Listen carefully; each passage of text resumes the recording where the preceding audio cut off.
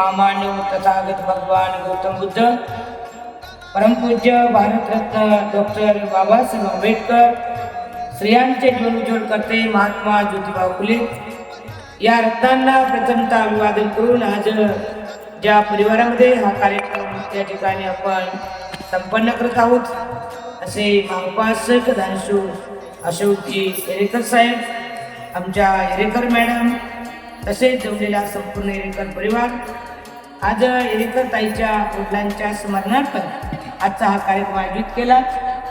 कालकथित खंडूजी गणपतरावजी कालिंदे आणि येरेकर परिवार या दोन परिवारांनी हा कार्यक्रम या ठिकाणी संपन्न करत आहेत. मी खंडूजी गणपतराव कालिंदे यांना त्यांच्या 4 महाभूताला आणि 5 उपादान स्कंदाला सुगती मिळो अशी त्यांच्या प्रती मंगल कामना करून या कार्यक्रमाला उपस्थित असलेला कुकू संघ, विकुनी संघ, आपणा सर्वांना मंगल कामना, त्याचबरोबर उपासक उपासिका यांना सुद्धा मी मंगल कामना देतो. आणि आजच्या या पुण्यानुमोदनाच्या निमित्ताने आपण जे काही जवळपास 1 तासापासून हा कार्यक्रम या ठिकाणी संपन्न करत आहोत.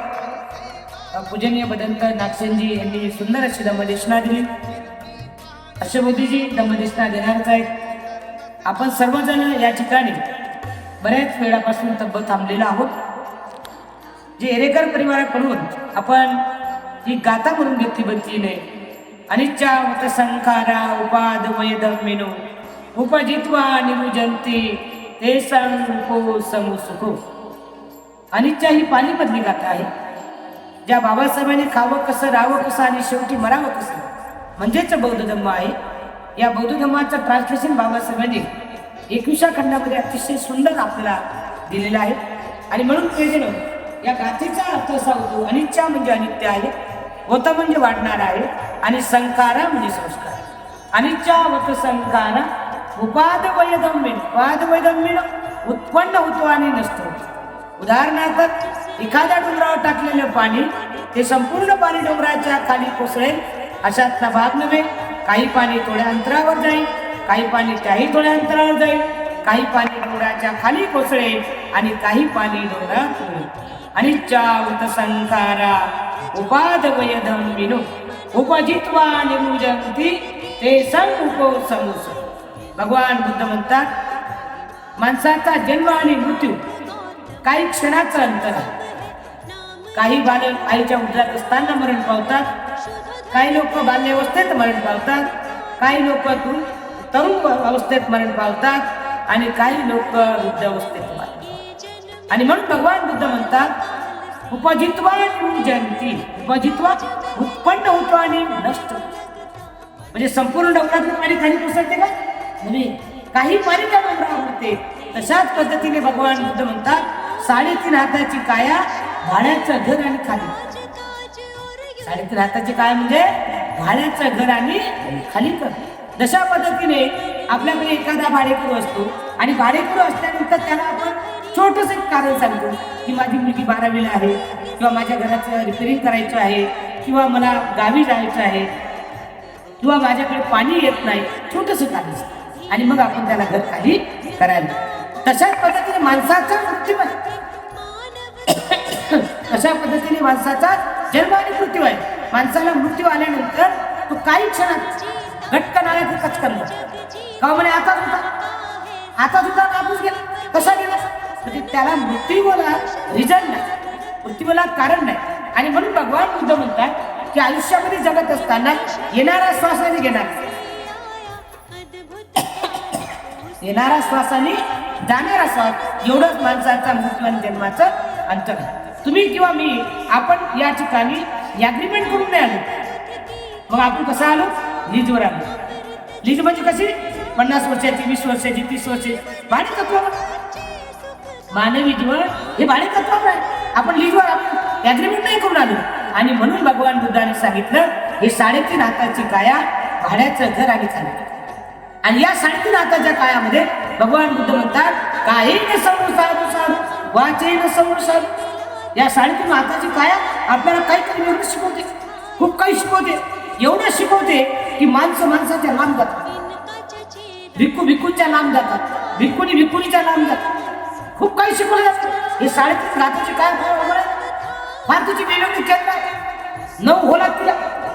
त्या 9 होल मध्ये आपल्याला अग्नी उष्ण वारा हे सर्व आपण घेता येईल. आणि म्हणून भगवान बुद्ध म्हणतात काही निसौर साधू साधवाचे निसौर साधू. काय म्हणजे विशाळीतला वाचन व्याम. भगवान बुद्ध म्हणतात बोलताना काही क्षण थांबले पाहिजे. बघा किती मोठा उपदेश आहे. हा सुद्धा छोटा आहे पण अतिशय महत्वाचा आहे.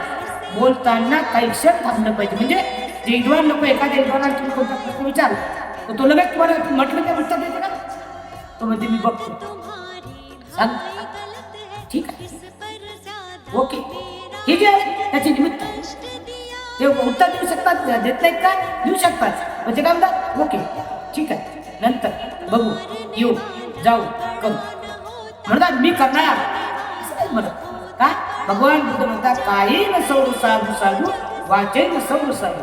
वाचा आणि काया अतिशय महत्वाचे आहेत आणि त्या 2 तत्वावरती हे संपूर्ण जग चालते. ब्रह्मांड चालते सर्व. या जगात जर तुम्हाला पुण्य आणि कुशल कर्म करायचे असेल पुण्य कर्म करायचे असेल तर काया आणि वाचानेच करू शकते. कुशल कर्म करायचे जर असेल काया आणि वाचानेच करू शकते. आणि हे जर इंद्रिय म्हणून भगवान बुद्ध म्हणतात मनोपभंगमादमानुसैता मन साच बदुतेन भासत्वा करोतिवा ततोन मन दुःख मनवेती.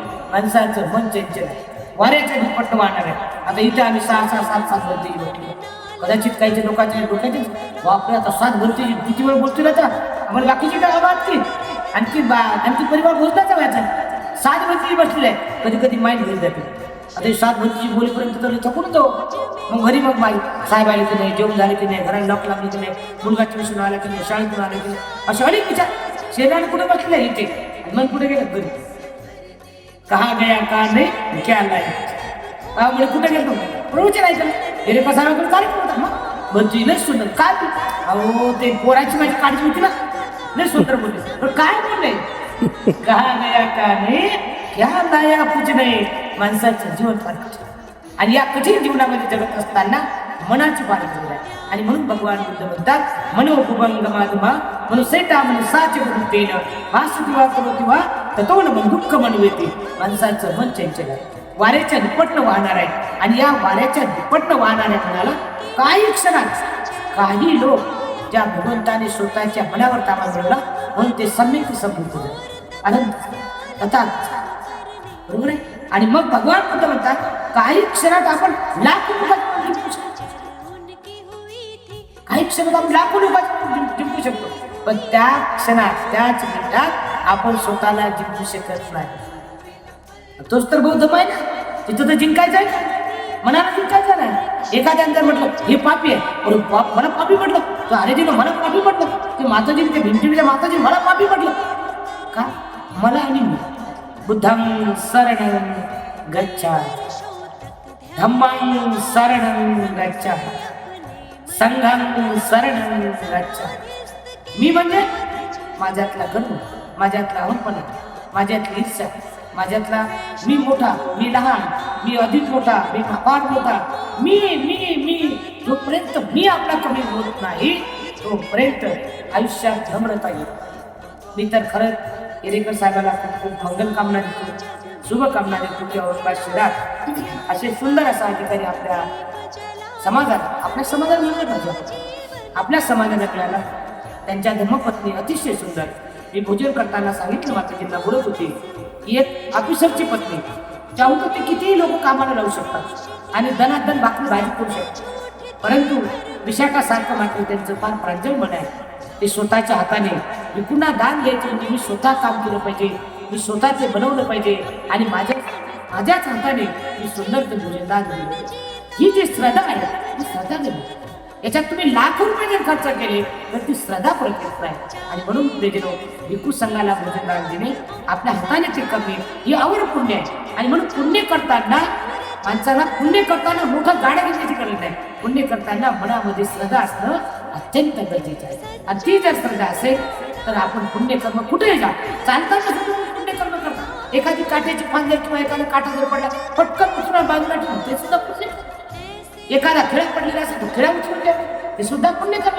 एखादा गाव पिणारा माणूस रस्त्याने जात असेल आणि त्याला जर तुला बेचल मी 10 मिनिटं त्याला भेटतो त्याला जाऊन तू दारू पण भेटून बाय बोली करते सारे लोक बायको नाटक सांगतात दारू त्याला प्यायचे आणि बायको चालवायचं माझी बायको चांगली वागत नाही मी दाखवतो एक निमित्त आहे घरवाल्या निमित्त असतं मग त्याला जर तुम्ही 10 मिनिटं वेळ दिला त्याचं ब्रेन वॉश जर केलं तो चांगल्या मार्गाने एखादा माणूस चोरी करत असेल तर त्याला जर सांगितलं चोरीचा अर्थ चोरी करणार नाही एखादा वाईट कुशल कर्म करत असेल त्याला जर धम्म सांगितला तर कुशल वाईट कुशल अकुशल तर कर्म करणार नाही म्हणजे हे भगवान म्हणतात पुण्यकर्माचे अनेक प्रकार आहेत आणि ते पुण्यकर्म आपण काही नसवू साधू साधू वाचे नसवू कायम आणि वाचेच करू शकतो आणि हे दोन यंत्र जर आपले मजबूत असेल ना तर जगात तुम्हाला आवश्यक आहे आज मला या ठिकाणी हेरेकर परिवाराला गर्वाने म्हणण्यासारखी गोष्ट आहे की हेरेकर परिवार हेरेकर साहेब मोठे ऑफिसर आहेत पण त्यांना थोडासा गर्व नाही कुठल्याही विहारात गेल्यानंतर ते भिक्खू माझे आहे भिक्खुनी माझे आहे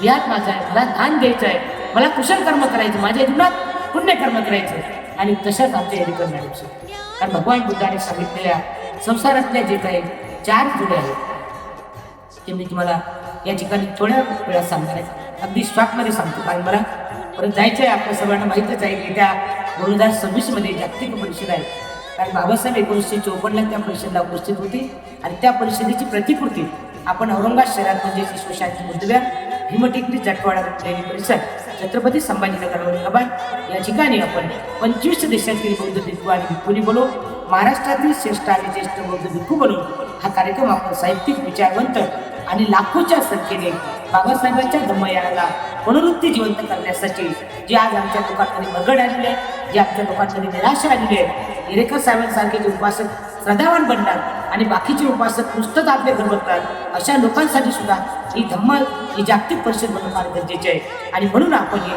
2026मध्ये 26, 27, 28 1 मार्च आणि 2 मार्च अशी ही जागतिक परिषद आपण घेत आहोत आणि या जागतिक परिषदेचा प्रचार गेल्या 1 वर्षापासून आपण करत आहोत आणि त्या कामामध्ये आम्ही जास्त बिझी असल्यामुळे आज भोजनाला सुद्धा मला हेरेकर परिवाराकडे येण्याला 12-12:30 वाजले म्हणजे वेळेच्या वेळी मी भोजन केलं आमचा भिक्खू संघ माझ्यासाठी थांबला भंतीजी भोजन करून गेले आणि त्याच्यानंतर मी इथं आले म्हणजे सांगायचं तात्पर्य असं आहे की कोणीतरी तसदी घेतली पाहिजे बाबासाहेबांची धम्मचळवळ परत 100च्या स्पीडने गतिमान झाली पाहिजे आणि बाबासाहेबांनी महान धम्म दिला आणि तो धम्म जर जिवंत ठेवायचा असेल ट्रान्सफरंट करायचा असेल तुम्हाला तुमच्या मुलाला धम्म द्यायचा असेल अशा जागतिक परिस्थिती व्हायला पाहिजे आणि तो उद्देश समोर ठेवून आपण येत्या 2026मध्ये ही जागतिक परिस्थिती घेत आहोत त्याचे कॉर्नर बैठकी चालू आहेत आणि त्यामध्ये मी अतिशय बिझी असल्यामुळे या कार्यक्रमाला थोडा कमी वेळ देतो तर या ठिकाणी मला एक सांगायचं आहे की संसारातले 4 जुळ्या पहिली जुळी अशी असते की पत्नी धार्मिक असते तर पती धार्मिक नसते जर पती धार्मिक असते तर पत्नी धार्मिक नसते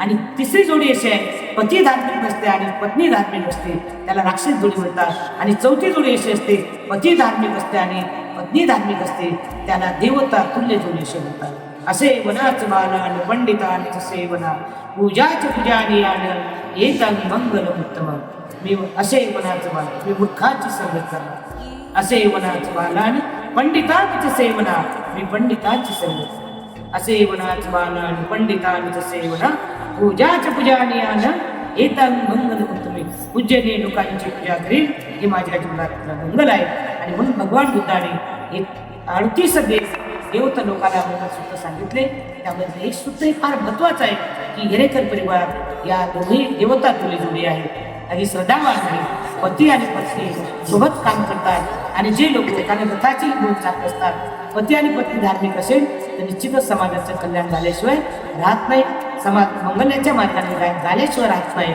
हे तेवढं सत्य आहे आज मी हेरेकर परिवाराला अशासाठी मंगल कामना देतो की त्यांनी खांडूजी गणपतराव कानेते यांच्या 4 महाभूताला आणि 5 उपादान स्कंदाला स्वीकृती देण्यासाठी आजचा जो पुण्यानुमोदन या ठिकाणी संपन्न करत आहे 4 महाभूत आणि 5 उपादान स्कंद 4 महाभूत म्हणजे पृथ्वी तेज आफ आणि वायू हे 4 महाभूत 5 उपादान स्कंद म्हणजे तुम्ही जे मला बघता तुमचे डोळे तुम्ही जे ऐकता तुमचं कान तुम्ही जे श्वासोच्छ्वास घेता तुमचं नाक तुम्ही जे बोलताय तुमचं तोंड आणि संपूर्ण शरीर 4 महाभूत आणि 5 उपादान स्कंदाने मानवाचा जन्म आणि मृत्यू असतो आज बाबांच्या 4 महाभूताला आणि 5 उपादान स्कंदाला सुगती मिळण्यासाठी आज आमच्या हेरेकर साहेबांनी आमच्या हेरेकर बाईंच्या वडिलांचं पुण्यानं मुदत कारण असा जवाई प्रत्येकाला मिळतो जवाई निश्चित असतात पण असे जवाई नसतं ना पण असे जवाई प्रत्येकाला मिळू कारण जन्माजन्मात इथं दोघांची संगत आहे जन्मात त्याचं पुण्यकर्म आहे आणि हेरेकर मॅडम सुद्धा त्यांच्या आई वडिलांची खूप मोठी सेवा करतात भिक्खू संघाची सेवा करतात,